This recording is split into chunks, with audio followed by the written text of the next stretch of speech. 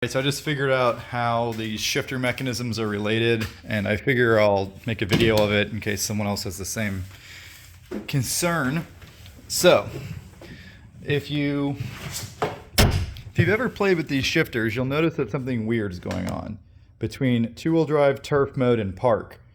So, if you have it in turf mode, you see how from here to here you're moving those two shiny pieces beneath there?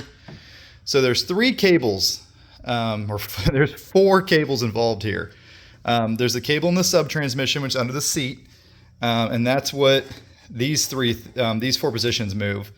There's two cables on the front diff, one for four-wheel drive, one for diff lock, and there's a cable on the rear diff for turf mode, which is two-wheel drive unlock diff.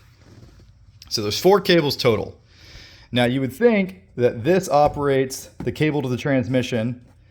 This operates the other three. Well, you'd be wrong. The park position on here actually also operates the rear differential cable. So when you're in park, you're always in rear diff lock. It doesn't matter where this is, you're in two-wheel drive, which is rear diff lock. The reason they do that is because if the rear diff was open, it wouldn't be parked as well. You basically only have one tire, I guess, stopping it, or if one tire was in the air, it could still roll away. The park would only really work if both tires were on the ground on flat ground. I don't really know why side-by-sides do this, because cars don't do this. But I noticed this in the Can-Am Commander as well. When I would put it in park, it had an electric rear locker. It would lock the back differential in. So let me see if I can show you how these two things are related while holding the phone. It's going to be a little tricky. Bear with me. So if you hold, you see how they're moving together? Okay, so you see where the shifter is in park? Watch this. If I push this over to turf mode, watch what's going to happen. See how it moved that shifter? So basically what happens is, whether you're in turf or two-wheel drive, once you push this over to park, it puts the rear end in lock. And I can prove that to you. So right now we're in turf mode, park. Okay, so turf mode means the rear differential should be unlocked, but that's not the case. So if we go to spin the wheel, rear diff is locked. Both wheels move together. All right, so what if I put it in reverse? So now we're in reverse turf mode.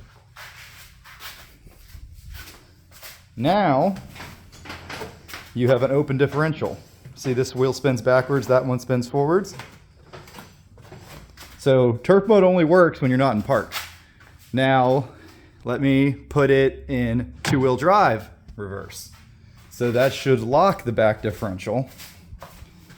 And look at that, they're moving together again. Rear differential's locked now. So that's what makes this system really complicated under the dash, is that these two shifters are linked together when you're in park. If you wanted to delete that, you could make it a lot less complicated under here. So if you start having issues with this stuff, I know if I have any issues with it at all, that's the first thing that's going to go, is I'm going to delete that. Then you just have to remember that when you park it, to have it in two-wheel drive, not turf. I'm fine reminding myself to do that. But while we're on the topic, let me talk to you a little bit about how this works. So we've already said that this is the only thing that operates the cable in the sub-transmission, and it also operates the rear differential with respects to park. Okay, so let's put that back in park. This one over here operates all the differential cables, all three of them. So there's three motions here. This one right here is operating just the rear diff. This up and down is operating just the front four-wheel drive collar.